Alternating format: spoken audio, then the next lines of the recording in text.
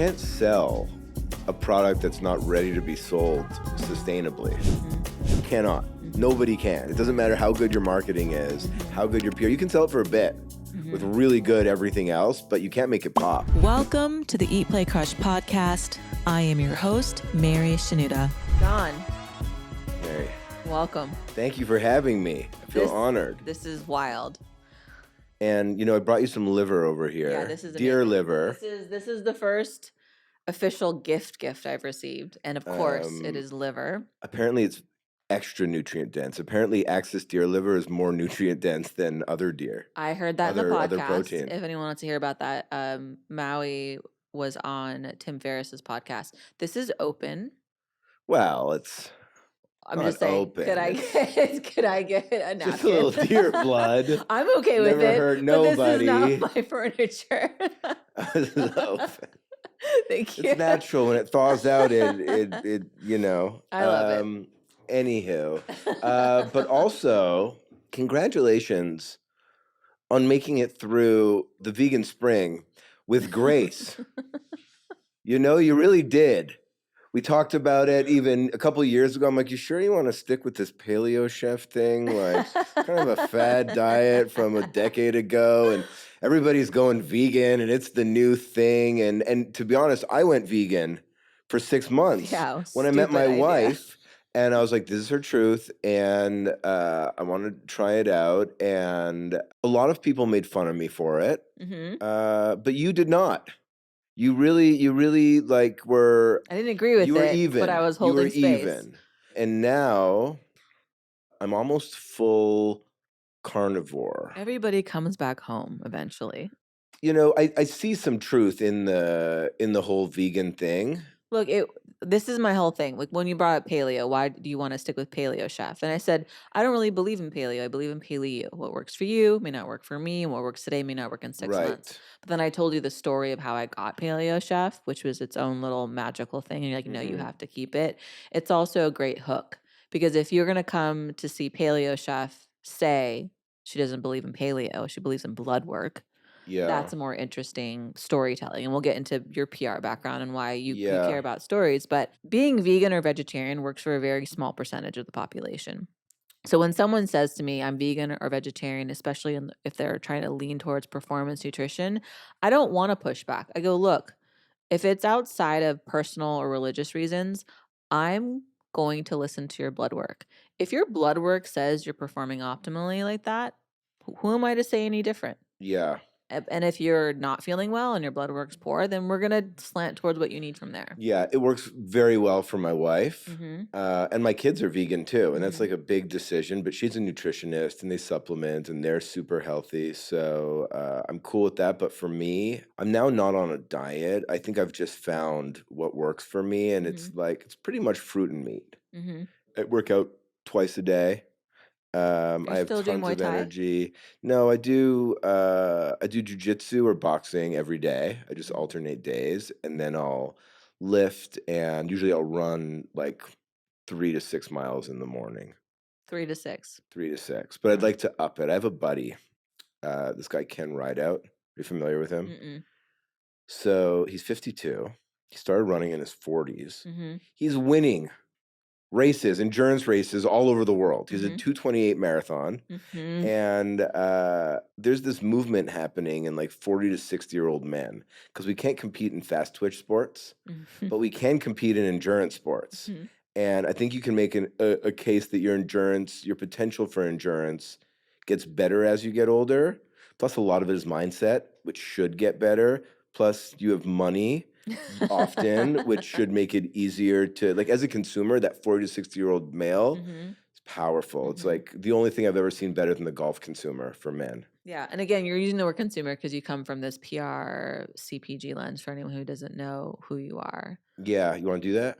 Well, we're going to get into it. Okay. I'm okay with how the flow of it. But Jon, like people who don't know who you are. Yeah. Who are you? Like you're founder of Jack Taylor PR. I'm the founder. It's funny. It's the founder and CEO of Jack Taylor. I never see myself as a CEO, so I always do founder. Why is that? Why no CEO? I think for a while, I think I started off with CEO. And then when I had like 3 people in my company, I think somebody was like, you know, you got like maybe people with less than 30 people in their company shouldn't be. And I'm like, yeah, I kind of get that.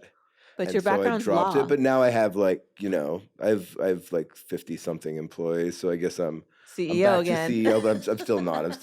But anyway, my background was in law before this. And I work with mostly brands that help people live their best life. That used to be wellness.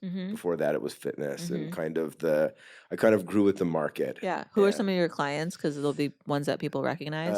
Whoop, Hyper Ice, Momentous, 8 Sleep, Levels, Athletic Greens, that type of stuff. Ones that everyone's probably heard being sponsored on podcasts. Yeah, a lot of them are big podcast sponsors. And, proudly, we worked with a lot of them before anyone had ever heard of them. You're really good at picking up the small stories. And that is not to say that we made them great, because we absolutely did not. But I'm very good at picking up a great brand at a great time before they realize their greatness.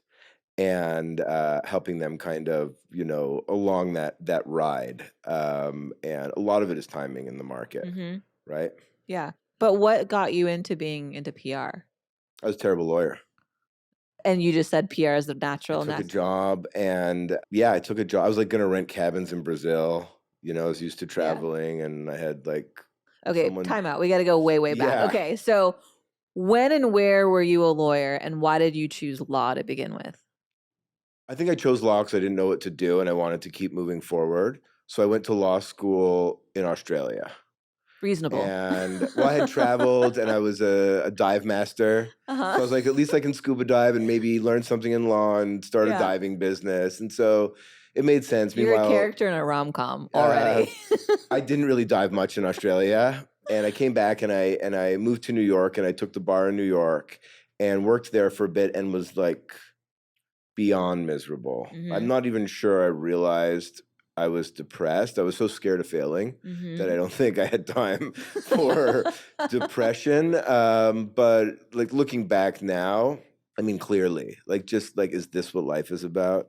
This just like, and in those days, and maybe still in law firms, like, people treat you like shit. I don't know. It's a different market right now. You talk to young kids right now, no one treats them like shit. It's a very entitled market, less entitled now than it was like 2 years ago. It's shifted slightly away from that, but still quite entitled. Everybody's really, really kind. There were no emotional health days. Right. That wasn't a thing. It wasn't okay not being okay back then, remember? Right. Wasn't that long ago. That was like that in tech for me. I'd be at my desk with sunglasses with a migraine, can't show any pain type of thing. So you're a miserable young attorney. And you take a job and fall into marketing. I take a job in PR that's a corporate PR agency, and very quickly. What was the role? Account manager for advertising agency clients. And what did you interview for it, or interviewed? And then how did you talk about your transferable skills as a scuba instructor, diver, attorney? I mean, a lot of it's energy, right? Like, you either interview well or you don't. Were you tatted at that time? My chest was. Okay. I want to paint the picture for anyone listening and not watching. This is how I met Jon. This was in Venice, back when the Erewhon there had just opened up. I was there with our mutual friend, Taro. He tells me, oh, that's my friend, Jon, runs Jack Taylor PR, former attorney. And you walk up in cutoff overalls with a fanny pack. They were cut off jeans like George. No, it's not true. This is funny how like people remember things differently. Are you sure? Yeah. Were they were short shorts? No, I often wear short shorts. That's and you're sure they're not denim? And I had like they were not denim. There was a fanny pack because you're wearing one now. Yeah. You're tatted. I was early to the fanny pack. Tatted galore. There was light beard. You've got the gold little decor in your teeth, and huge smile, full warmth, right? Yeah. Like the biggest, warmest energy. But like you were saying earlier with the story you were saying around the way that you look is that I wouldn't have pegged you as attorney and PR. And it was entertaining and so interesting. And even though you were by a long shot the most interesting person in Venice that day, you were still more interested in everyone around you. Like you're such an engaging person. Oh, that's nice. Thank you. You know, I used to wear 3-piece suits every day too. Like there I know, was a whole other image thing. yes. I think I got really influenced by Boardwalk Empire. Yeah. And I was like, I had like pocket watch chain, Yeah. like Is that who things, interviewed at the like- agency as an account manager? No, it was before that. But I do think that as I got more and more comfortable in my skill set and in my ability to fend for myself, that I became more able to be myself in terms of, you know, my appearance and things like that. Yeah, it's fun. So as an account manager, where does the jump go from AM to your own agency? So I start bringing in clients right away. And I'm not a professional. I have no idea what I'm doing, but I'm good at the press, super disorganized, really good at the press, and I'm really good at bringing on new business.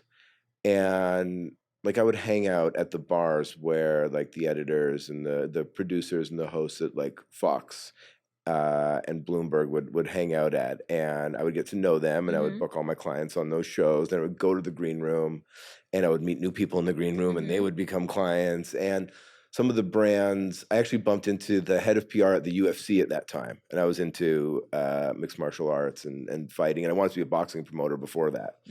And it's early days, and he started funneling me early clients that were sponsors of the UFC and sponsors of the fighters of the UFC, and I started like building this skill set there. I was bringing on more money for the firm, but I wasn't really getting a support team, and I wasn't getting more money from that. They valued me, and they were like, they let me go. No knock on them. Like, I know that I would let someone go to the level that they let me go. This was like in the office days, and I would like go out all night, show up at 11, you know, but the results were there. And I have a lot of I have a lot of respect for them for that. But I said, hey, you know, do you think I can get some of the money from these new clients and have a team or something like that to grow? Like, what's the plan? What's the path look like? And they go, oh, totally. Let me think about it. And then so I went to him 3 weeks later. I said, so did you think about our conversation? Because I had another client that I thought would come on, and I didn't want to, you know, give it to them if it wasn't going to work out. And they were like, oh, I'm sorry, I don't recall the conversation. I'm like, you know what? I can't. I'm done. And so I quit that day. They hired me as their PR that day, like as an extension of them. And then that other client that I thought would come on, called Round 5, which made all the UFC action figures. In those days, I'm still very close with the founders. They came on, and then I think I had Jim Beam come on that same month. So I had no money saved up. Like that's why there was so much fear of failure, because there was no choice. Like I couldn't go to my parents. I couldn't go to anyone else. And in those days, it's like, fuck, I got to go back to Montreal as a loser failure if this doesn't work out. Like I'm on a visa. Like there was no opportunity, but that was a really powerful motivator, I think. For you, it's the fear of failure. It was, and I think to a lesser degree now, and maybe not existent at all now, but for a long time, that was a really big motivator. What do you think helps you with the closing of these clients? I don't have PR, so I don't really know what goes into it. A lot of my PR is organic. So what makes you uniquely perfect for these clients to be like, yep, I'm signing up with this person because they're going to crush my PR for me? I think I tell them about their brand and what the plan would be after hearing it. Like I kind of know who their consumer is, what their brand really means, what the story opportunities are, and I'm able to express it in a way that they hear me and they believe in that. And it's less of a pitch, and it's more of, let me listen to you and let me interpret this and, you know, give this back to you. And it's much less about, like, I don't answer RFPs. I never have. I've done the times that I've done it, I haven't gotten the clients. Can you tell me what an RFP is? Like a request for a proposal, where agencies put them out to a variety of agencies to do work, and they, you know, narrow it down, and those clients come in for various meetings, and they pick one to do that. And for the proposal. So an RFP for anyone it's the step before you even get to pitch. And they do that. They'll cast a wide net. I had to do that for a lot of government contracts. Yeah. And I would think, oh God, I got to do all this work just to even have an opportunity to be in the room to pitch. Yeah, so I don't do it, and I never do it. But what happens often, and this is not a tactic that was intentional, although I'm very aware of it. How could you not be? As soon as I tell a client, sorry, I don't do those. I don't answer those. If you want, I'll tell you what I believe, and we can have conversations about it. And I really like the brand and this and that. I'm now in a separate category. I'm not with all those, loser brands that are all just trying to steal each other's scraps. I'm now this brand. You have to do it in a way that they make sure, because I have had them misinterpret this before, and I've had to explain it a little bit deeper, where I'm not saying I'm too good for the RFP. I'm saying that there's people that do them better than me, and I'm not going to win that game. I do better work, but there's people that a huge percentage of their business is focused on winning business like that. Right. And how am I going to compete with that? 0% of my business is focused on winning business like that.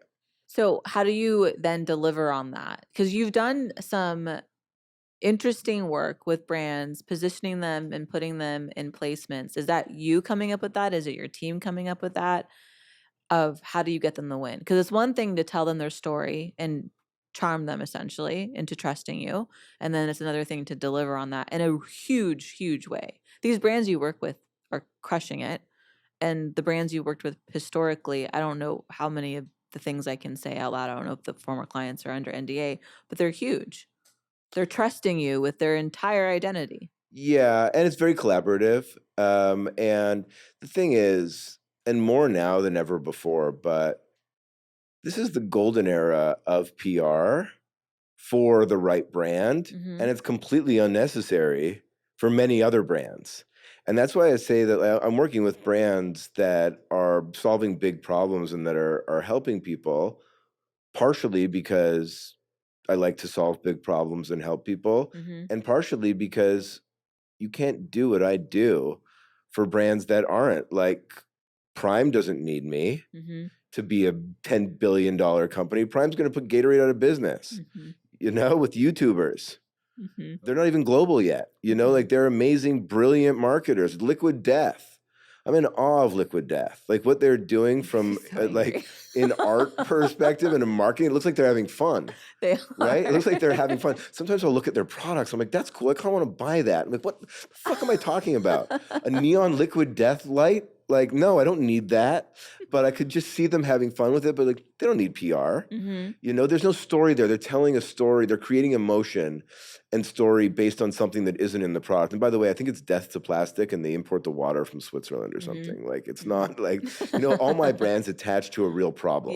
Yeah. And so if I can educate people about the problem, then I can educate them about the solution, and then I can educate them about the brand. And that's a lot of the deep storytelling. And then there's a lot of other stuff, a lot of the gift guides and the roundups and the things that people think are PR are more connective tissue. I think they're valuable. I think they provide, a lot more direct ROI than some of the deeper stuff, but they don't build the brand to the same level. So you need a layered approach.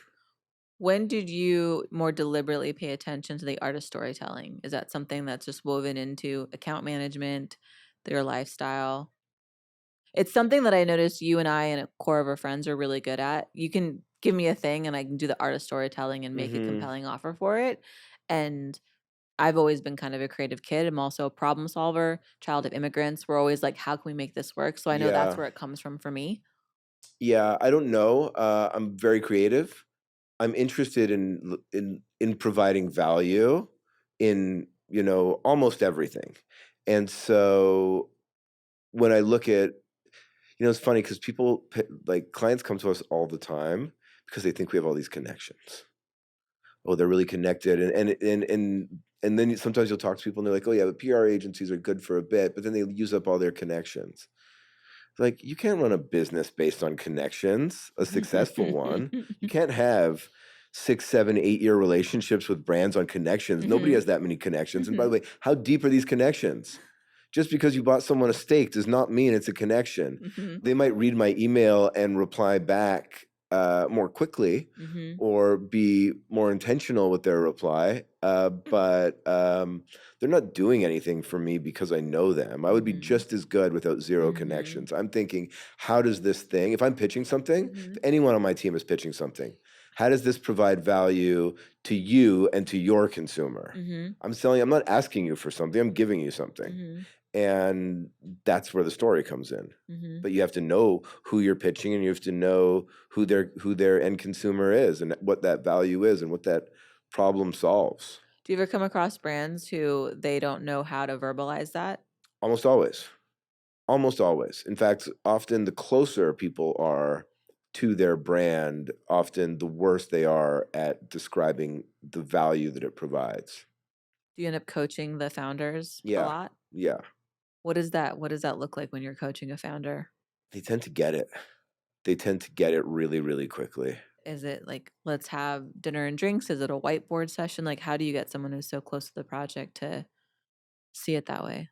It varies. It's not so often dinner and drinks anymore, just because this is the first time I've left my house in months. But Thank you, by the way. yeah, no, wherever we're in like pretty regular communication with most of our brands, and I'm picking the brands that we work with, and I'm advising on big picture strategy, but I'm not on the day to day. I am on the week to week, and certainly the CEOs do call me when they have something they want to talk through, or when there's a problem, and I'm happy to do that. But I have, that's the other side of this, is like I have a really good team, and because my skill sets are very strong and very narrow, like they're very deep and they're very narrow. And what are they? I'm really good at predicting news cycles and the timeliness of things, and Do your ears tingle when that happens?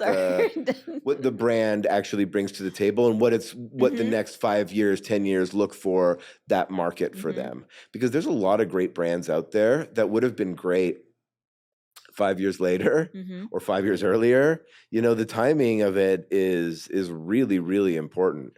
A lot of people want to know how to get the timing right. I get asked that. I've missed the wave. I've been ahead of the wave, and I've had some waves where I've landed right on time.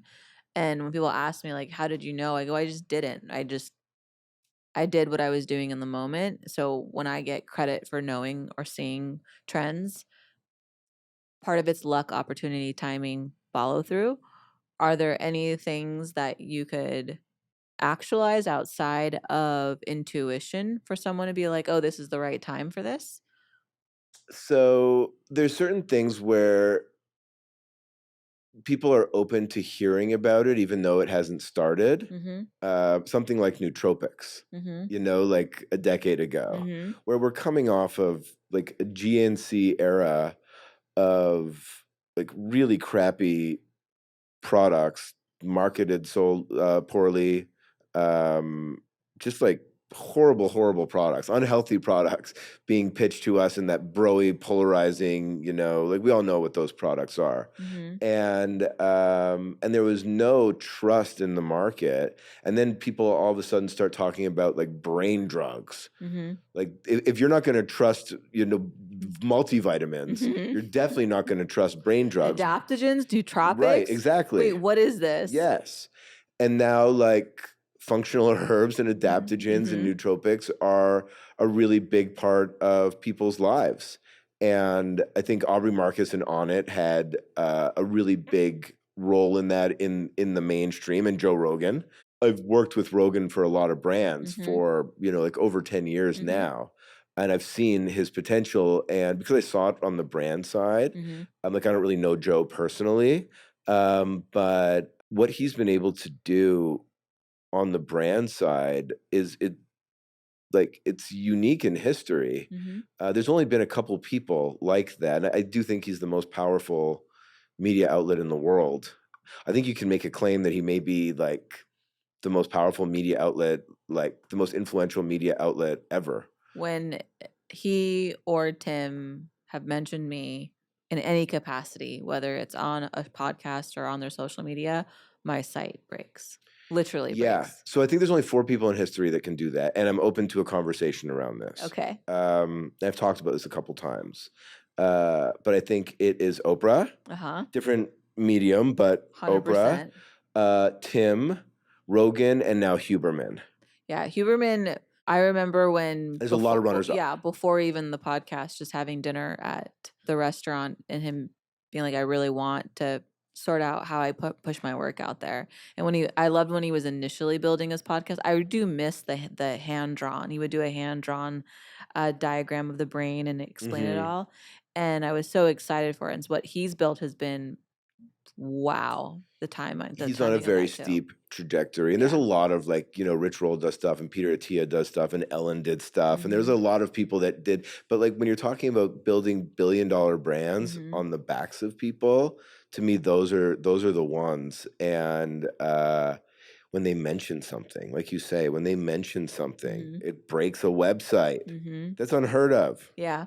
I think there comes a responsibility though with that sort of power, is like make sure you're mentioning things that you can put your name on a year from now, 3 years from now, 5 years from now. There are a few brands that are on everybody's podcast, like sponsor list, that I refuse to ever give to any of my athletes. Refuse. And everyone talks a big game about it. And one of them had reached out. I'm like, I'm sorry, I don't use your product. I won't use your product.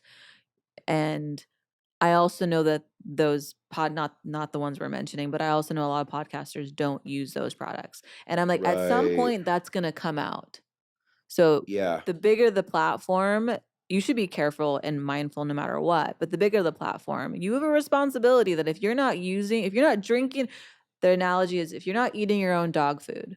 Yeah. Type of thing. Yeah. So I will say with those podcasts, I've had to send them things before they agree to take the money. It's a lot of money too. More often they say no than say yes. So I think those ones are curating, and I think that is, part of the reason why they're trusted. And everyone wants to build a brand like that.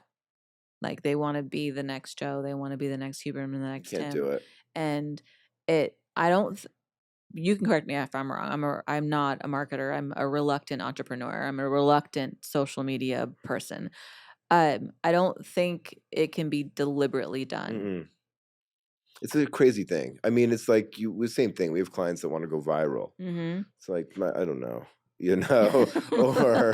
or people sometimes will say like, we want to be the next Athletic Greens, or we want to be the next Yeti. And I'm like, yeah, I want to be the next Athletic Greens and Yeti too. Those are really, really powerful brands, but like you can't replicate that. You can't plan to replicate that. Like Yeti especially is such a unique brand in the world because like it's a $325 cooler, 10 times more expensive than, other coolers, so much better, and appeals still to blue collar and white collar people and isn't polarized by either of them, where usually those groups would not necessarily use the same products.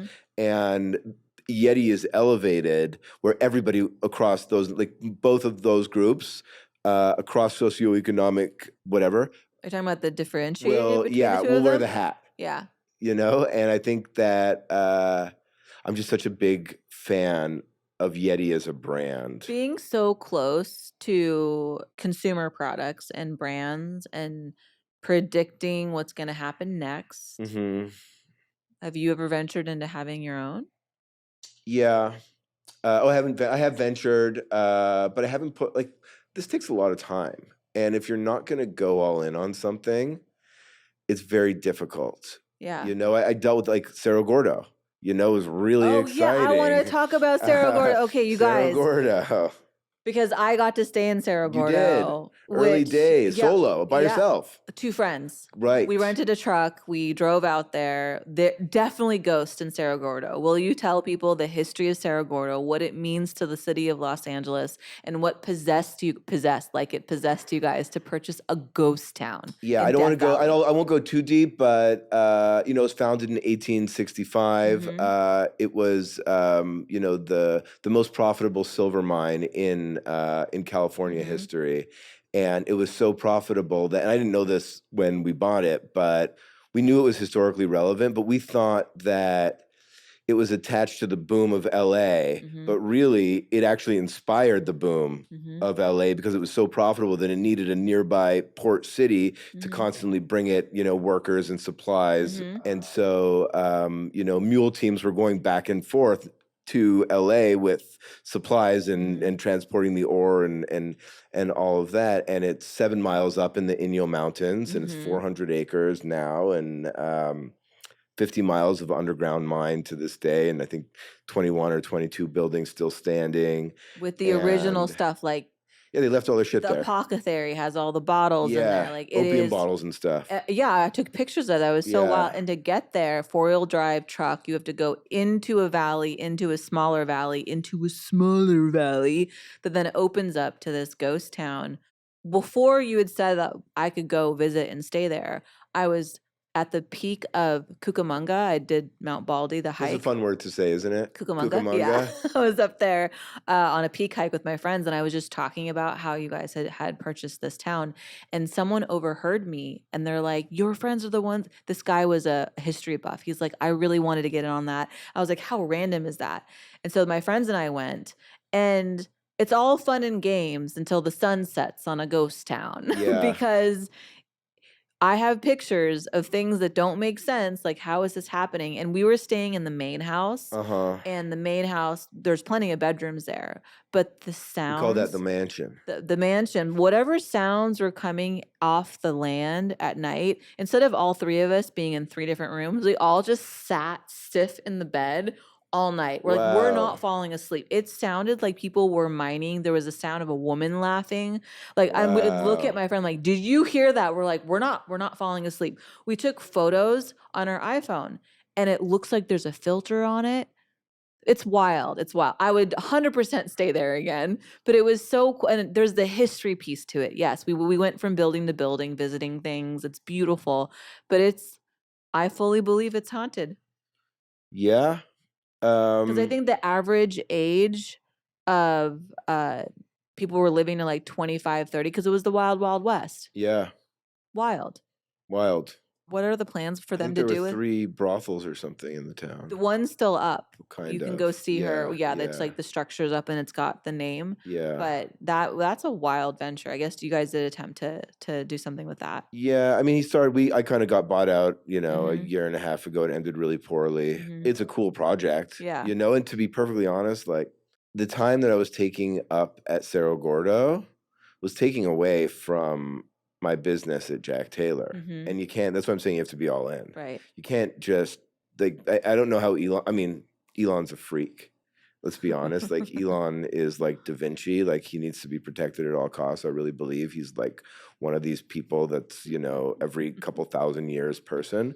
You're probably gonna get some hate for that. I guess I will. I don't know why would. You said it.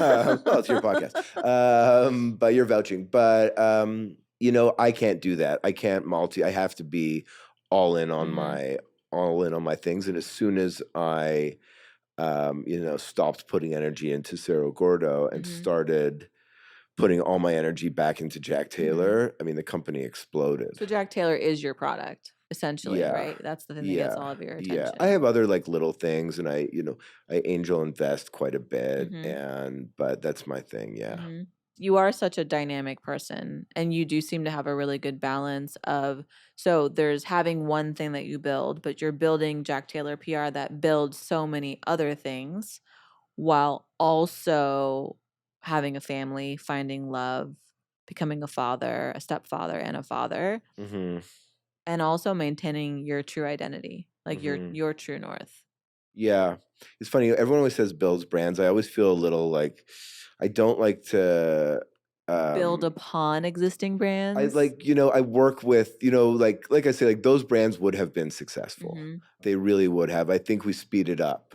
I think we make it a little bit deeper. But no brand that we work with is something that we made successful that wouldn't have been successful without us. You know what I mean? Have you ever taken a brand that felt like it was on its way out and revived it? There's been a couple times with brands where the only things where, again, I don't take credit for it, but there's been things where time was so essential that by speeding it up, 2 or 3 years, I think that you can say that we had a really big role in that brand. But that's probably the only time that I would say that is when like money is tight and you've got a window, and we were able to, get to profitability through depth of story and marketing and everything else that they're doing. What goes into the buckets of marketing?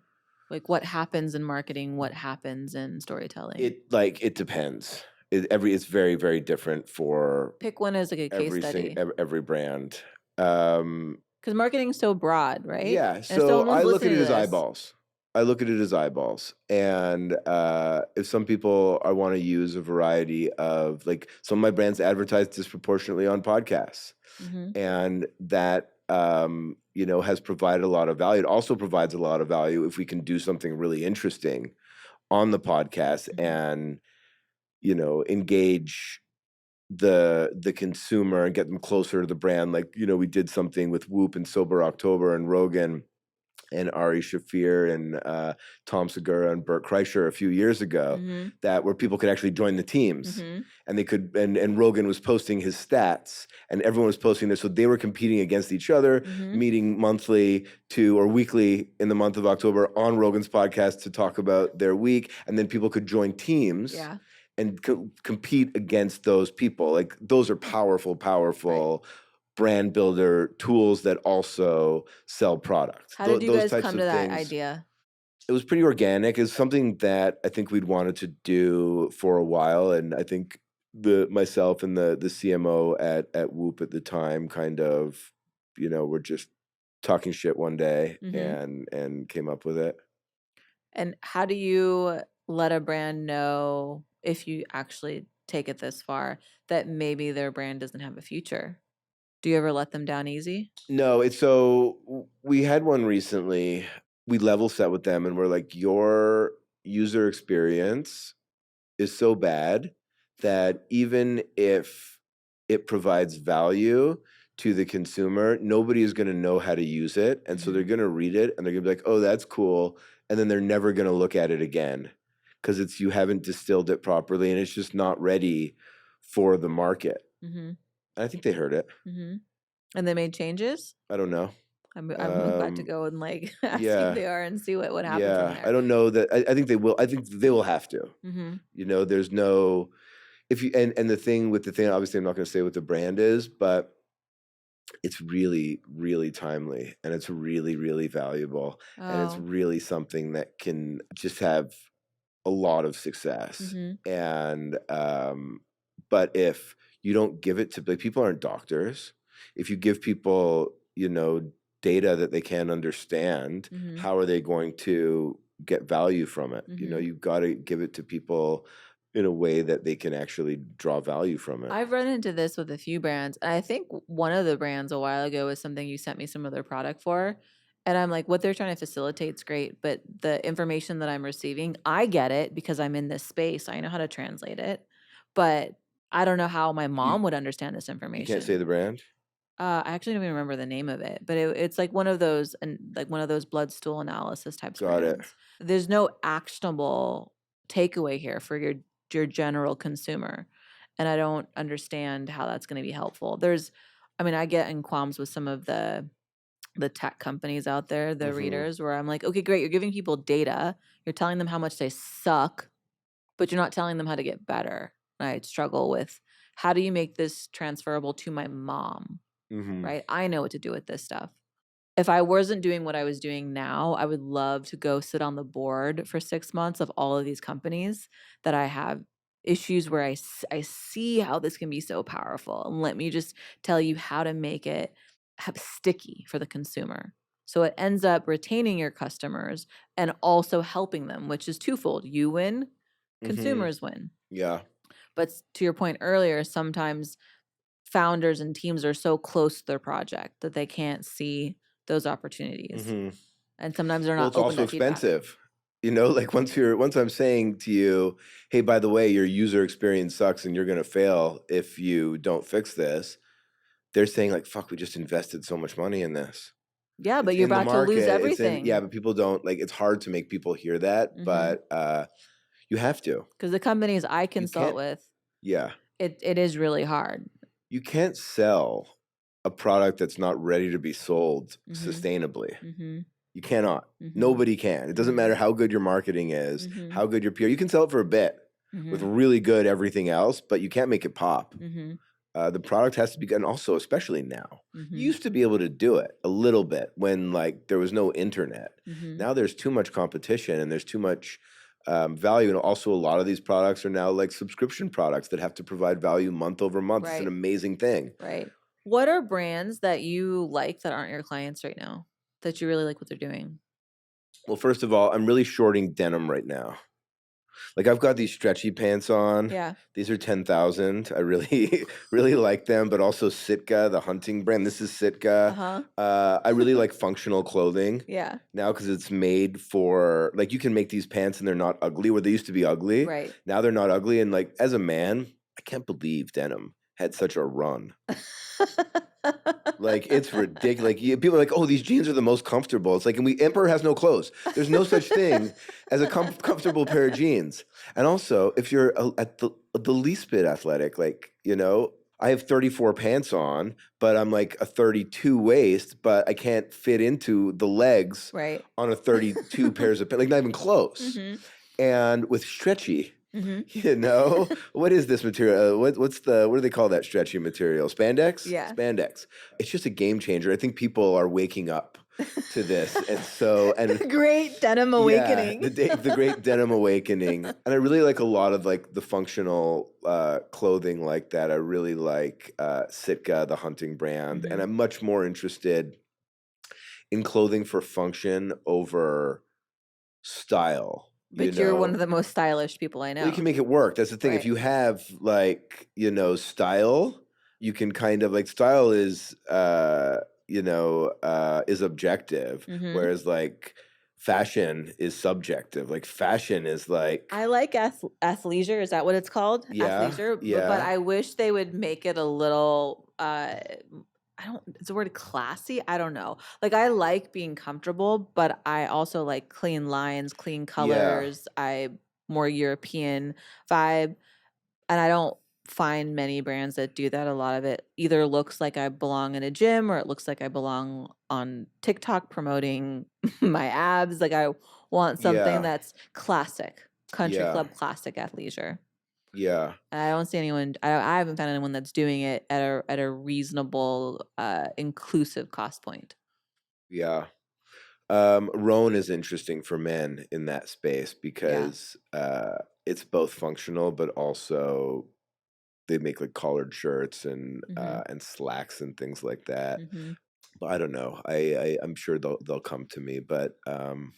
There's a lot. Come to me. Yeah. So clothing wise, that's what you're into. Any other brands that come to mind that you're like, oh, I really like what they're doing, and I think we can help them speed up that process? I can't think of it right now. All right. Want to talk about my wife? We can. I want to talk about your podcast too. Okay. So when I met you, you were a bachelor. Oh yeah.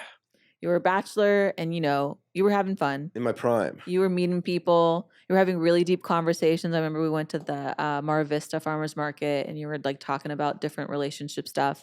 And then you met your wife. Yeah. And it was game over for everyone. Thunderbolt to the heart. Yes. And then you dipped out of the country after just meeting this woman and came back and that was it. Like you guys were set. Not only that, I met her, knew almost instantly that like suspected kind of within like 20 minutes that like she was going to be my wife and then like accepted it like 3 days later. And so I started making the ring like a week later. Like I designed it and I had parts made in LA and parts made in New York, or I bought the diamond in New York. I made the setting in LA and then had them send it and then booked a trip to Israel and had this ring like burning a hole in my pocket. But like that was 5 weeks after I met her, and I am not that guy. I've never felt like that. I've always reluctantly been in relationships. And it wasn't because I wanted kids. Like I didn't actually, like now that I'm a dad, I love being a dad and it's amazing, but I didn't care. I wasn't, if you asked me like if I want kids or not, And like, if my wife, Kimberly, was not interested in it at the time, I probably would have been happier, but. So you actually were more so door closed on this kind of stuff versus it could go either way. I could go either way. And also she had a son when I met her, But no, prior to meeting her, no, the idea of I almost got a vasectomy. We had a conversation about you being like, I don't really think it's in it for me and I don't really want it. It's a whole different life. Right. It's like, that's what I mean. You did a 180. Yeah, it's not a small thing. But, it was also in a place like attracts like. And if you're not in a place, if you're in a frantic place, which I've been in, if you're in an ungrounded place, you're going to draw someone in, but more likely that person's going to be ungrounded, And if you start on that, on that path of being grounded, you're going to draw in someone that's on that path to being grounded. And hopefully you can come together and be mirrors for each other and evolve together. And to me, that's what partnership is, because truth be told, it's a lot more challenging than any other relationship that I've ever had, only because when any other relationship got really challenging, I'm like, what's over there? You're not my wife. Now it's like, no, we're in this. Okay, so before she was your wife, and I'm glad you brought that up, you said you knew within 20 minutes, you accepted in 3 days, you were building out the ring, but that process anyways wasn't free of challenges. You guys really did challenge each other quite a bit. Yeah. And you didn't dip, and she wasn't your wife yet. And you guys are coming from two very different experiences and lenses. And like, what is that like? So what do you mean different experiences and lenses? Well, I mean, even just lifestyle. You were full-blown carnivore. Right. Oh, yeah. You're dating a vegan woman. So literally the week that I met her, I had built like a 500-gallon smoker. I remember. Holy shit. Yes, I do remember that. And I took her to Meatball Mondays at Soho House. And like I'm eating like what's the big like gob of cheese that you break in the middle and it like melts everywhere? Yeah, it is a form of mozzarella, but what's it called? Burrata. If you see a burrata on the menu, order it. And so it's meatball. I'm eating like burrata and Meatball Mondays and prosciutto. And I could tell she was like a little like she was off. And we had been spending like the last 2 weeks and she was off. And I didn't realize until like a couple of weeks later that, vegans don't necessarily want to kiss people or be around people that are just consuming, meat. And I think it was something that, like she had to get over, but she saw me and I saw her, and that became a small thing. And I respect it. Like, I don't bring meat in, like, we have separate kitchens. I don't bring meat in the house. I still cooked a Thanksgiving feast. There was no one to eat it. I cooked lobster. I cooked a prime rib. I cooked a turkey. And it was just you. The kids' table was actually just you. Me. It was just me. This year, it was just a couple days ago. Communication. You guys both learned how the other person communicates. I'm still learning. Are really still learning. And also, like, when you're in a relationship like that, like, shadows. Usually you run from the shadows. It's easy. Now it's like, oh shit, I can be vulnerable. Yeah. And I don't mean vulnerable like I'm going to cry on this podcast. Yeah. I mean like truly open and unguarded, which often, you aren't that way with yourself. What kind of shadows did you have? What kind of shadows did I have? Do I have? I think there's not a single life that's ever been lived that isn't, filled with deep insecurity and trauma. So your shadow is insecurity of providers, more insecurity around failure, how you talked about before. Like, what are I think demons? I just think that like we bring in childhood trauma, neglect, whatever your thing, was. Because Kimberly holds very soft space, right? So I think the softer the space, the more the demon can show up, whatever it is. Like, if someone gives me a safe space to show up as whatever, more of the heaviness will illuminate itself. Like, I don't know how heavy the load I'm carrying is until someone's like, hey, you can put that down. And I'm like, oh man, I didn't even know I was carrying this. Right. Yeah. We don't. We build up these walls and we have no idea. that we're feeling that way. And then you start looking at how you reacted to things. And then once you start tearing things down, you start going back to other times in your life where you did that. And then you realize, oh shit, this is a pattern. Like if you're getting I can get angry really quickly. Like I have I much more relate to anger than I do to sadness, but it's the same feeling. It's just a different expression of it. One's outward and one's inward, but it's the same feeling, and or very related feeling. So stuff like that, but it's still like, this is a work in progress. And I dare anyone, like we listen to all these podcasts and all these people have all these answers. Like I know most of those guys. Like I wouldn't want their life. I think it's more important to, instead of having answers, just show up with your stories and let people extract the answers that they need or the direction that they need. I think I struggle when I do try to listen to, the way I listen to podcasts is if there's a particular topic or a particular guest, I'll listen to it. But when I try to just drop into a podcast, especially a lot of the popular ones right now, like the really big ones, I don't feel like anyone's actually telling their story. No. They're doing the topical, quick hit. I'm going to give you the advice. I know. And I'm like, this is a bunch of bullshit. Because I do know a lot of them personally. And I'm like, and I'm not saying they're my friends, but I fucking know them personally. Yeah. And I'm like, this is a disservice because I don't resonate with this. I wrote a piece a long time ago called Vulnerability, You're Doing It Wrong. And I hat tip to Brene Brown and her talk because it's wonderful. But people have memorized the vocabulary and the facial expressions of vulnerability to sell you something. And it is insane to me that they feel good using human emotion to get the hit. And then it bums me out as a consumer that you're buying into that. If I'm going to tell you I'm having a bad day and then give you some platitude around it, what the hell is that? I'm going to tell you I'm going to have a bad day because I got a call that my parent had a stroke. This is a real example. And I'm in an elevator walking into a major sports organization and balancing at the same time this like blood draining from my body, but I have to show up in the moment for my client and then very quickly leave and go deal with, oh my God, how are my siblings? How do I get to the hospital? I'm going to tell you how that feels, not I had a bad day. There isn't enough of the telling of the details and telling of the details not to get a click or a share. I love when people post on Facebook. This is my favorite Facebook post. When people go, some people. I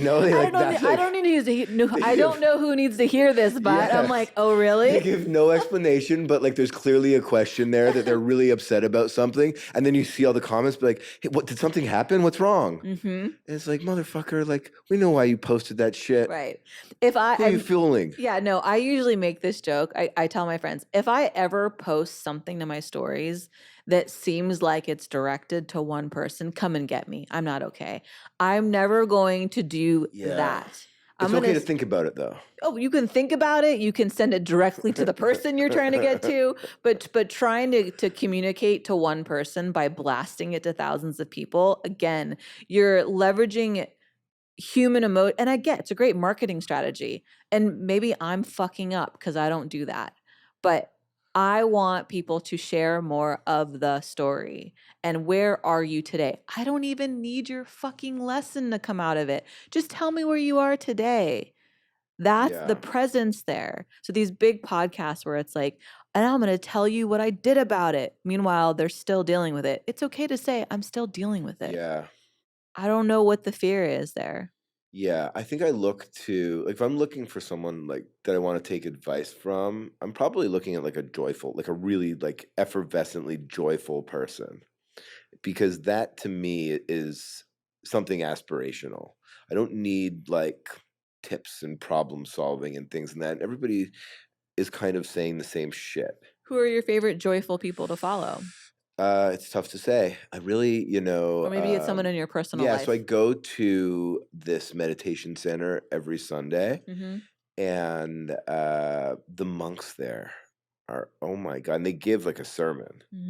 It's called the Center for Self-Realization. It's Yogananda's center in the Palisades, and these guys are beaming, and the nuns and everybody there is beaming. They're just like so effervescently joyful. And obviously, like, we're not going to become monks, but there's a lot that you can learn. And also, the people there, the people there are, at least while they're there, also beaming. It's a pretty special environment to be around.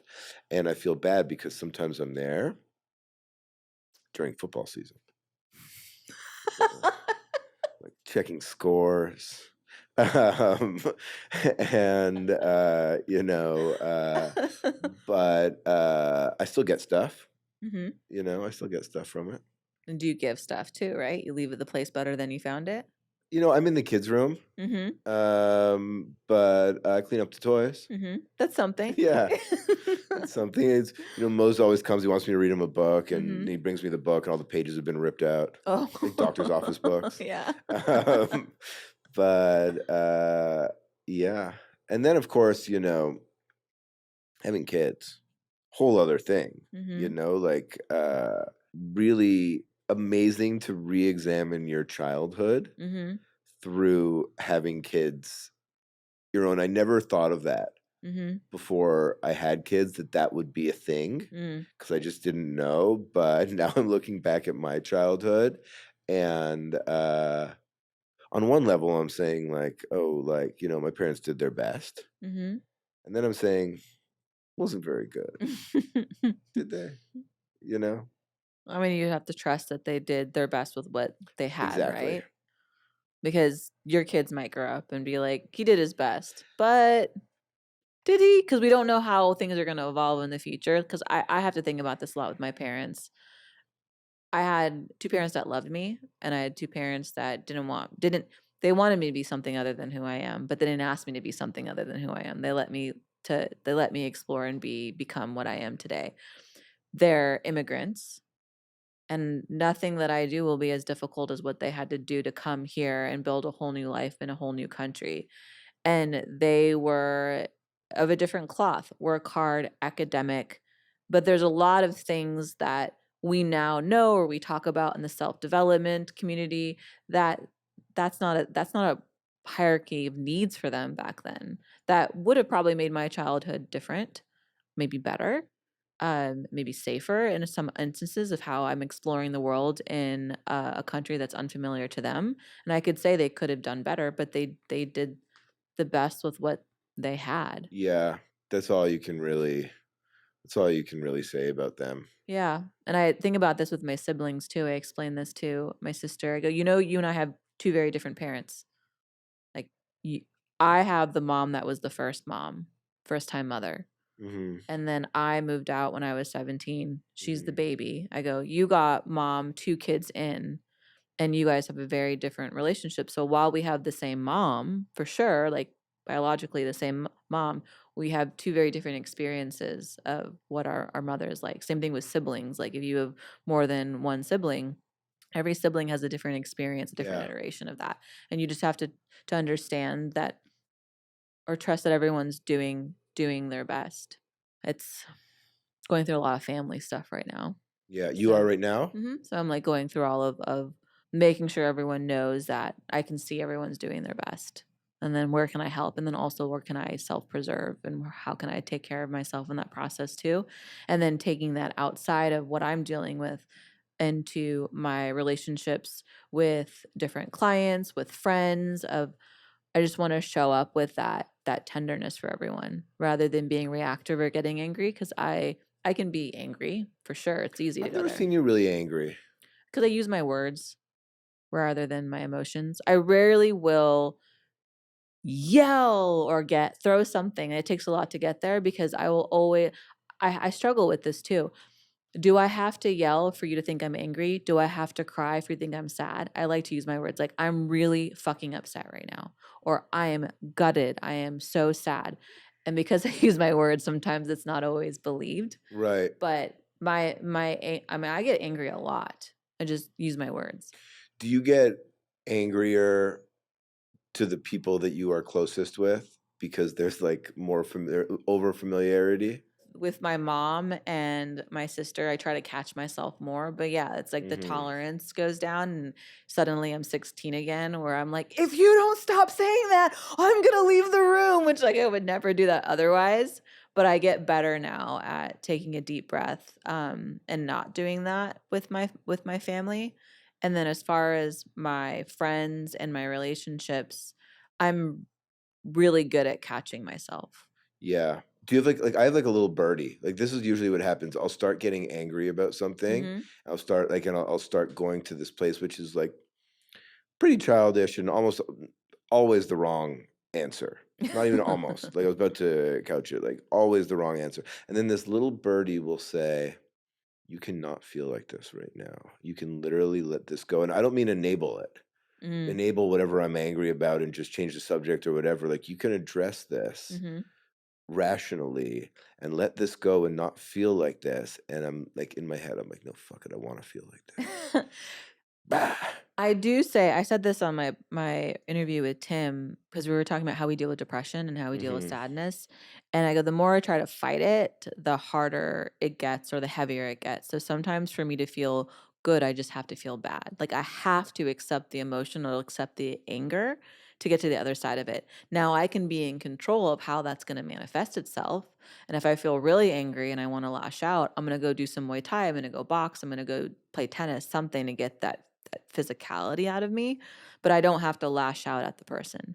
And I think it's because I really believe in the whole you can't unring a bell. Yeah. And I am very good with my words, and I do not want to say something to hurt someone just because I can. So I'm like, ooh, I'm going to say it in my head, and I'm not going to say it out loud, and I'm going to go for a walk. And I've done this in relationships when I'm dating someone where I'm like, I'm getting really like heated right now, and they're not hearing me, and I don't want to say the thing I'm going to say just to be petty. So I take a deep breath. I go, I'm going to go for a walk. You can do the same, and we'll come back to this more level-headed. Yeah, I think leaving is often a really good approach. Leaving, coming back in like 20 minutes. Yeah, like just let me get it together, because I don't want to hurt anyone, let alone the people I care about, especially on accident when fueled by some sort of emotion behind it. So you said on accident. I notice a lot of people say that. I grew up saying by accident, but I like on accident. Do you think one is like the British way and one's the American way? I don't know. Because some things I will say, and my American friends are like, that's wrong. But I learned English from my parents. English is their third language. Right. And then they learned it the proper British way. And I'm like, oh, actually, I was I was correct. Have you ever been to Egypt? So 3 months every year. Oh, really? Yeah. One of the few places I really want to travel to. I've never been to really? Egypt. That's shocking to me. I can't believe you haven't been. I've been to like something crazy, like 60 countries. And I've never been to Egypt. Should go. I'd love to. Do you think it's a little testy right now with the whole... I actually don't know what it's like for tourism right now specifically. I know in general tourism is pretty great. They go out of the way to protect tourists. Being of this descent I am, it's a little bit different. Yeah. But I haven't checked the temperature in the last couple months. Do you follow that whole thing about the Great Pyramid being like way older than they say it is? Yeah. It's pretty cool. Yeah. Apparently it's like fact. Look, that's my bloodline. Yeah. And I can't even begin to comprehend how that all came to be. Like to me, it was far more advanced of a civilization than we even realize. I think we're pretty full of ourselves. I can't explain the things that I've seen and touched and been like, this doesn't make any sense to me. So what really happened, how that was really built, what it was really for. Right. Like there was a whole other advanced civilization on this planet that got wiped out. And maybe several, who knows? It would be very human of us to think we're the best right now. Yeah. We're the only things in this universe. Right. It's a bit much. It's funny about that because, part of doing my job is being able to like, there is a certain element of, even though I'm selling whole brands and I'm selling things that are really like helpful, you have to understand manipulation of media on some level to see what is going to be interesting in the market to those outlets at that time. And you have to have a really pretty deep understanding of that to do it fairly well. So you can spot other manipulations in the press. And one thing that I've been seeing for a while now, like, remember they like if you would have announced that there was aliens like 10 years ago, it would have been the biggest news for a month. There would have been a mass panic. Like, what do you mean? There's aliens.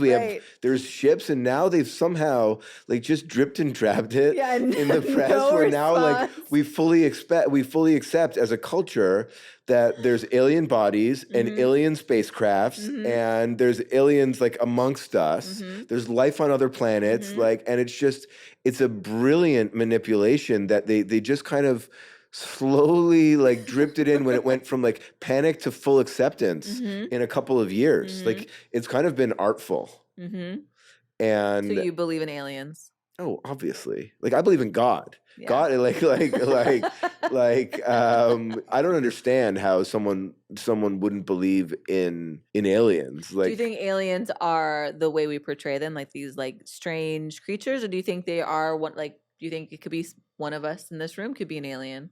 So I heard a theory that was pretty cool about aliens being like just further evolutions of Homo sapien, just different versions on a different planet, which sounded cool. But the spaceships that they're showing look a lot like the flying saucers that we've been talking about since like the 50s. Okay, I want to tell this story. When I first moved to Venice, I was at the beach at the Washington Pier with my friend, and it was daytime, and I like lay back and I see what looks like almost like a flare off of a watch, but in the sky, and I'm like watching it and contemplating whatever I'm contemplating at the time.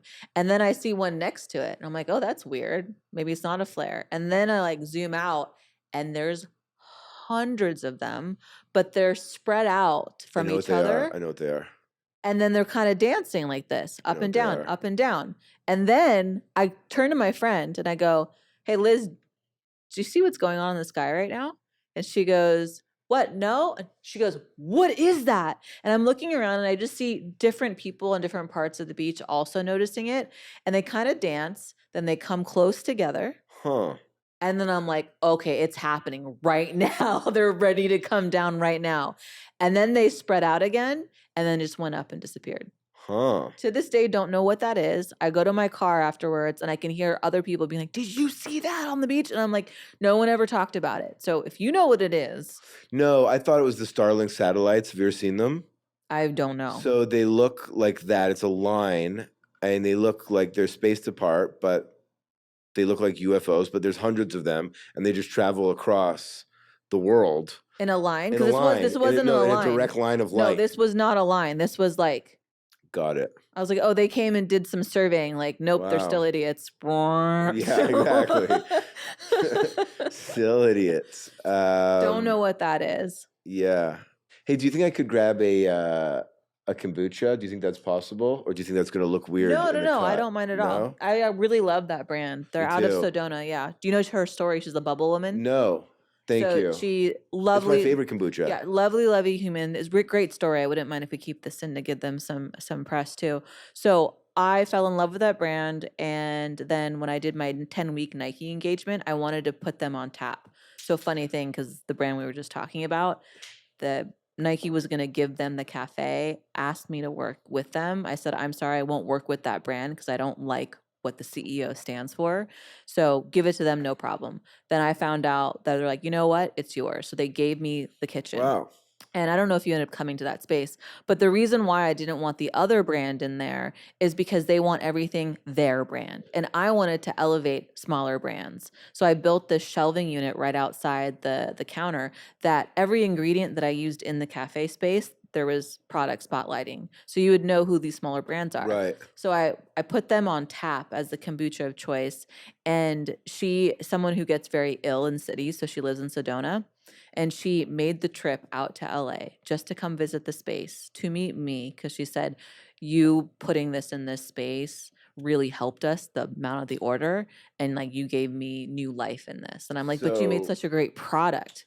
I love this. So there's an episode of Curb Your Enthusiasm where Larry David was trying to curate mini bars, and it was like a kind of a funny thing, but it's actually a brilliant idea where you have people, like every hotel room now has a wellness floor, and the water is filtered and the air is filtered, and there's a whole bunch of red light therapy and things like that. I'm trying to get in depending on and the do hotel. consulting for that for the Four Seasons. So, and Four Seasons is interesting because they're independently owned, but they have them in all their Four Seasons. But it would be so cool to have like wellness people curate the mini bar. And I find it weird that they haven't done it. I've pitched it to a couple. I almost was able to close this deal with a hotel in San Francisco where, like, if I travel with all my snacks and all of my gear. So what if they had kits already at the hotel that had a sauna blanket, a red light therapy, paleo snacks, whatever it is. And so when I'm visiting a hotel, I go, I would like the paleo package, please, or the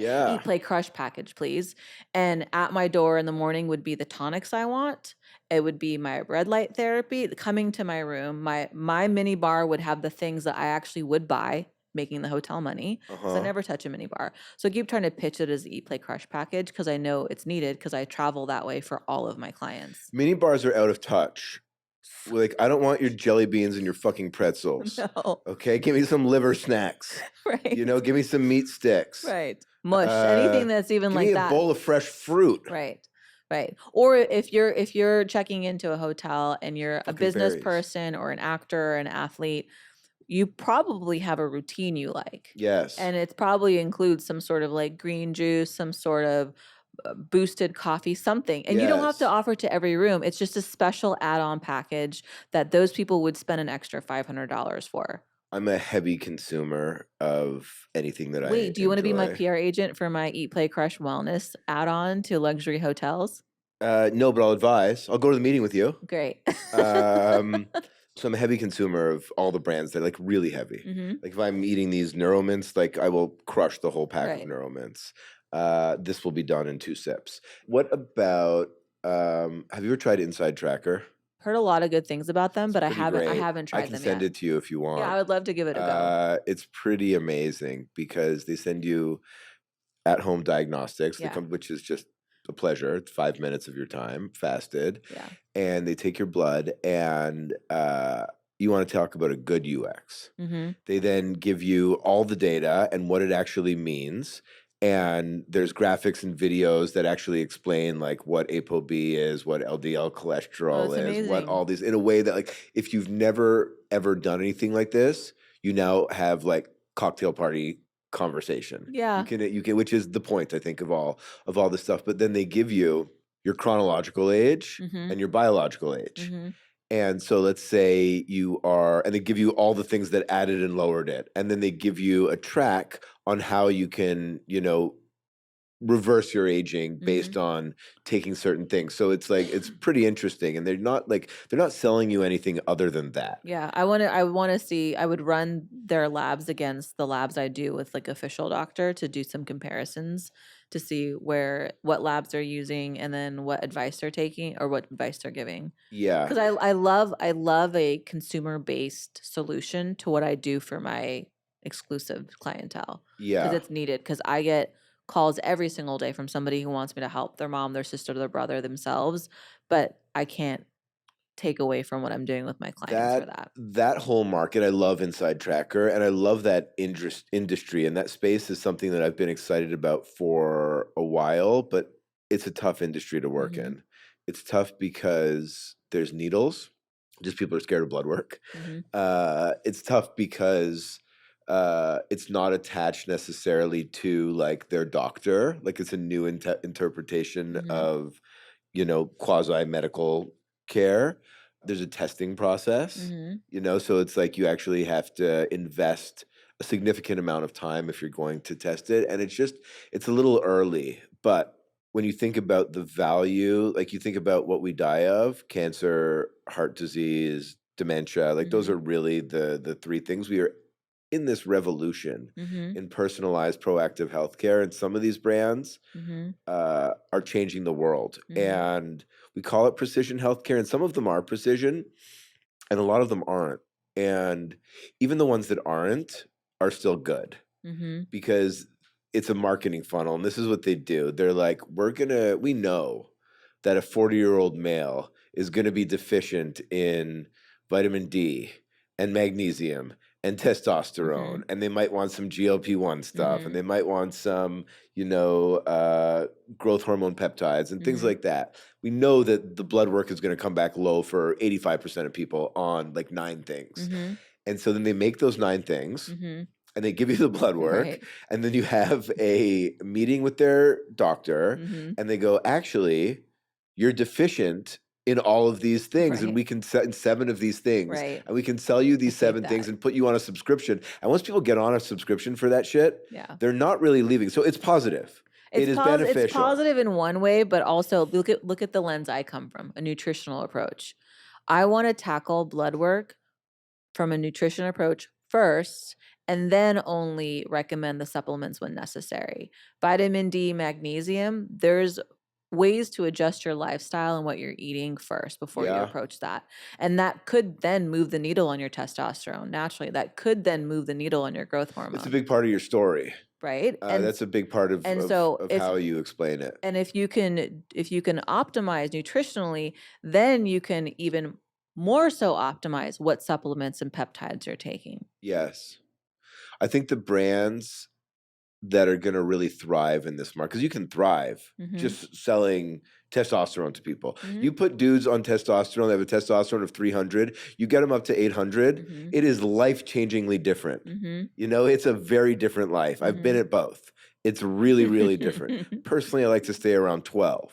But it's this brave new world, and I do think that the future of that, and I'm happy to eat these words, it's one of the things with podcasts. It's kind of there when you're predicting stuff. But if you start with something that is starting with food, and then other like less invasive supplementation beyond that, and then things that you actually supplement, because of course, like what you take, you stop making, and so you go along that route. It's both softer from the consumer perspective, and it's more sustainable, because you'll find a lot of people might never need to get on testosterone. They might be able to eat food and have lifestyle changes. They might cold plunge and take, Tonkat Ali and Fidogia and change their diet a little bit and have a testosterone of 800.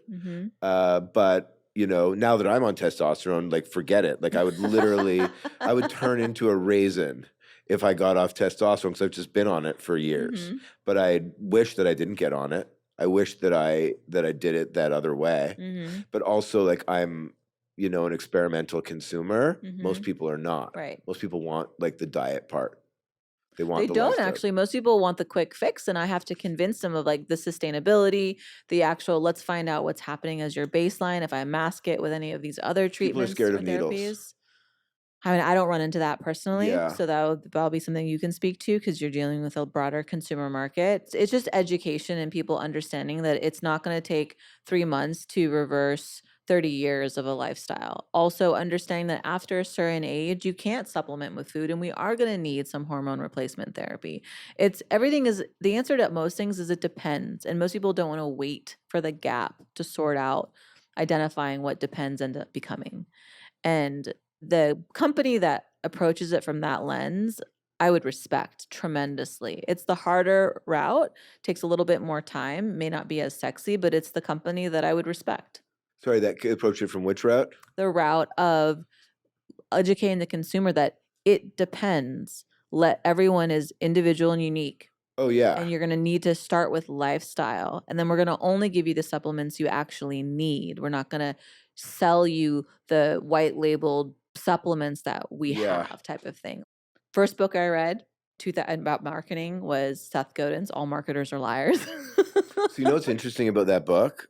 He changed the title. He did? To what? Yeah, it's like something like All Marketers Are Storytellers. Oh, I hate that. Yeah, like something Seth, like that. Send him an email. Can we Google that and find out, actually? Can you, I'm pretty sure he changed the title. It was a brilliant book and a brilliant title. I loved it. One of the first books he was like one of my really early influences. Purple Cow. Yeah, he's still the only newsletter I read every single day, along with Logan's. But I don't know why I stopped, because it was so quick.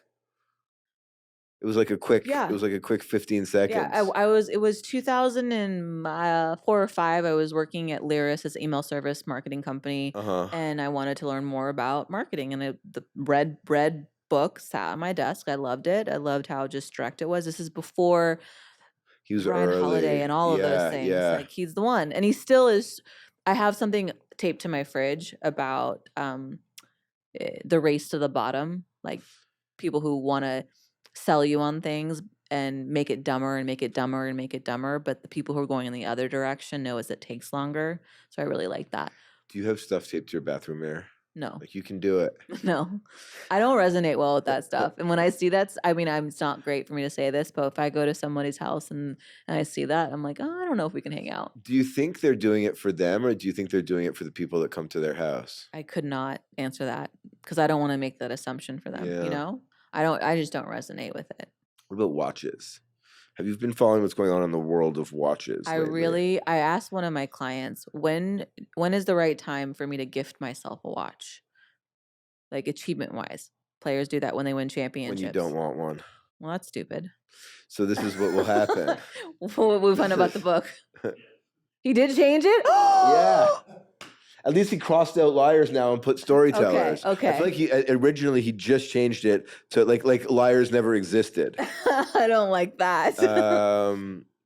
But yeah, I thought it was a weird one to soften because it was by the time he switched it wasn't that long ago. It was a few years ago. Like it was already iconic. Yeah. It had for sure earned out many times over, and like is like one of those key books. What's your supplementation look like?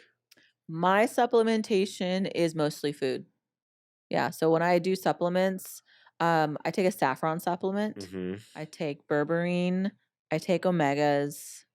I have to take a medication for my non-cancerous brain tumor, which depletes me. It's not a tumor. Pretty harshly. So I do extra magnesium. But then everything else is food grade. I eat liver. I eat salmon. I eat raw meat a lot. I eat an array of herbs that I will either juice or chew on, but I'm a food first approach. Right.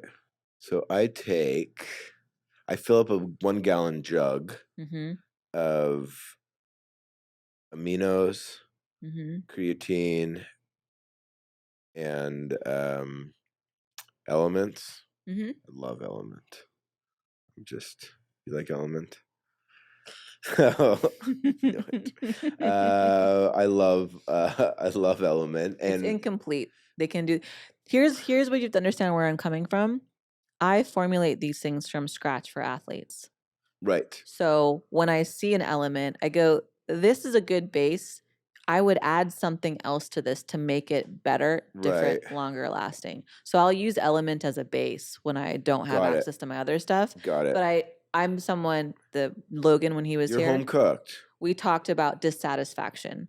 I go, damn it, they could have done something better with it. They also took my tagline, which... What is there? More salt, not less? Everything you need and nothing you don't. Oh, got it. Also more salt, not less. That's a good one. They should stick with that one and let me have mine back. So I take that, and then I take omegas and berberine and magnesium. What adaptogens do you take? I don't there's adaptogens in some of the things that I take. I take Magic Mind. I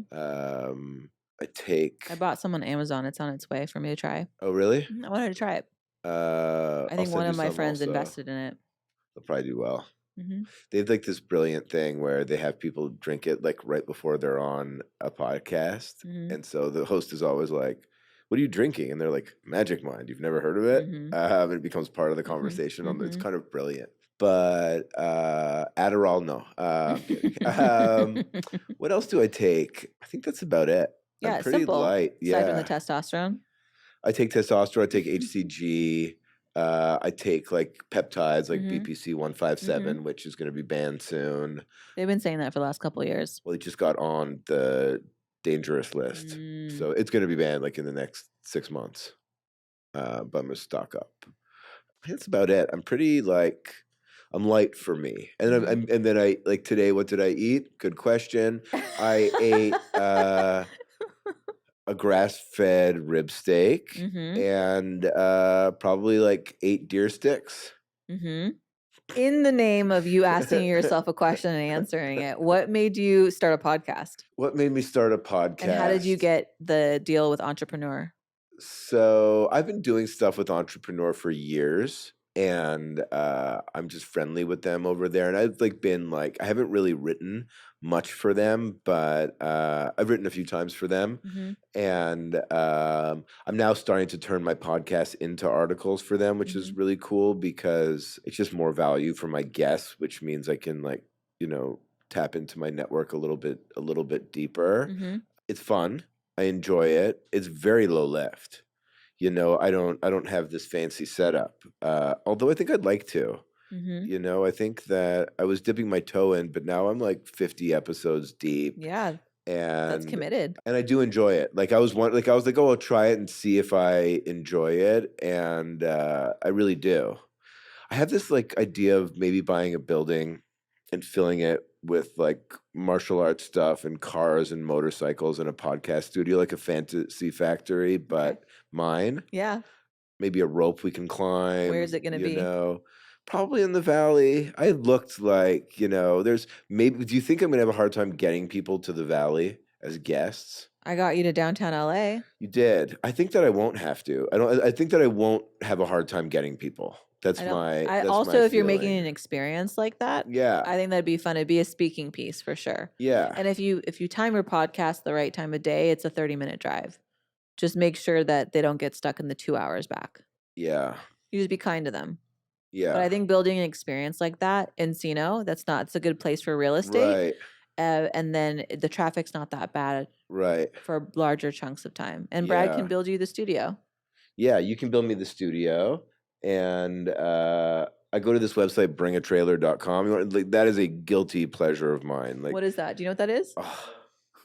It's basically just cars for sale at auction, but all the people that are buying them the cars are vetted, and all the people are really experienced. So the questions that they're asking are like, you're saying that's a 1984, but those lights look like they're from the 85. And, okay. And so by the time you get it, that it's pretty vetted because they're 7-day auctions. And they have this brilliant thing that they do. It's actually one of my favorite brands. They have this thing that they do where, and maybe this is me being out of touch with the bidding, but when it's 2 minutes left, if you bid on a car, it resets the clock to 2 minutes, meaning that the person that should win is not just the person that gets in at the last second.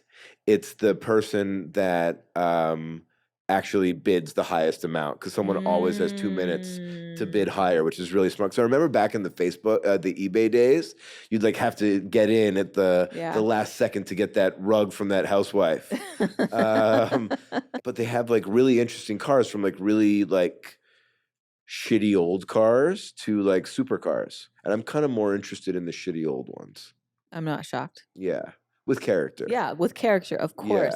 Yeah, putting that into a space, like you said, with a rope and the slide and some cool stuff, making it part of the experience. Yeah, I didn't say slide, but you got me thinking slide. How do you get down you get up on the rope and then you take the slide down? I like that. Yeah. Yeah, a little reward for your work. Yeah, kombucha on tap. Yeah. So I love that shit. That's a really good thing. It's like when you get those pre-made ice cream cones at the bodega. Yeah. And at the bottom, there's that. You're like, oh man, I'm done all the ice cream. No. And then you're like, no.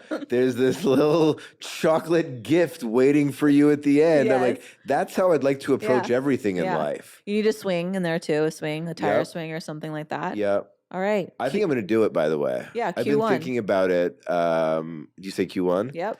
No, it's I'm going to move faster. It's too expensive. Q2? It's millions of dollars. Oh, you're going buy a building. Yeah, I got to buy a building. Oh, that's right. You want to buy the building. And by the way, I bought 3 houses in the last 4 years. Okay? Flex. No, it's a burden. The life we choose, John. The life we choose. It's a burden. It's great. We have this farm in Hawaii, and we planted cacao. And then the neighbor's house. I always said, I was like, man, if the neighbor's house comes up for sale, I'll do everything I can to buy that. And then the neighbor's house came up for sale. So you had no choice. It's like, when is the neighbor's house going to come up for sale again? And so we added another 5 acres to the farm, and another 5 acres in Hawaii is like things grow like a couple inches every day there. Like it's insane. And so we have honeybees and we have like over 1 million bees working their asses off, producing honey by the gallon. Every couple of weeks, there's like a couple gallons of honey. That's amazing. It's amazing how much bees produce. Yeah. And yeah, it's nice. It's nice living there and starting work at like 4 a.m. and being done by like 1 p.m. What a life. What a life. What have created for yourself that you've created very well for yourself. It's really good. And then on the other side of that though is like I don't have really much of a social life. I was just talking about this with Logan, but I don't have a social life because all I do is work, right? Yeah. And that sucks. You don't have a social life, but you have a family. You have a farm. Yeah. You have these things that fill you back up, which I think is so special. I also would have one if I wanted one. I'm tired. You know, I wake up really early and I go to sleep early, and I don't like to miss bath time. I don't do bath time because like I feel like bath time is the greatest time of the entire day. And so there's just not a lot of time for friends. Now I love catching up with my friends. And so now I'm just more intentional about it, which actually makes it more special versus, you know, just hanging out with someone because like, you know, you want to pass the time. I don't do that either. I do not do that at all. The idea, like that phrase, like, oh, I just got a couple hours to kill. Nope. It's like, that's not a thing. Nope. Or my sons sometimes say, I'm so bored or this and that. This is boring. I'm like, what a blessing to be bored. Like you can go do something. Yes. It's incredible. Jon, I appreciate you coming on. Thanks for having me on. You know, I'm usually so behind the scenes that it's nice to be noticed and appreciated. I want people to see what fuels the progression and the speed up of the stories of the brands that you don't build, but you help prop up. Because most people think it's just the brands, and a lot of the brands that people love, your firm is behind it. Thank you. And plus, it's just good to catch up. It is. I'll give you more of the tea later. Nice. Where do you want people to find you? My website is Jack Taylor PR. All the clients on there are active clients. It's sparse with information, but our brands speak for themselves. And your podcast? My podcast is One Day with Jon Bier. Spotify. Where else? Entrepreneur. Where else do people watch them? Apple. iTunes. Yeah. And Jon Bier 13 on Instagram. Tell a friend. Yeah. All right. That's it. Cool. And that is it on today's episode. Thanks so much for hanging out. Your time and attention never goes unappreciated. If anything in today's show stood out to you, I encourage you to share it to social and tag me. That is how you can help a little independent show like mine grow. And of course, rate, review, and subscribe to Eat, Play, Crush wherever it is you get your podcasts. If you want to follow me, I'm at Paleo Chef on social media, or the show at Eat, Play, Crush. You want to stay in touch via my newsletter or get your hands on the gut reset, visit eatplaycrush.com. And until next time, be well, do good, and trust your gut.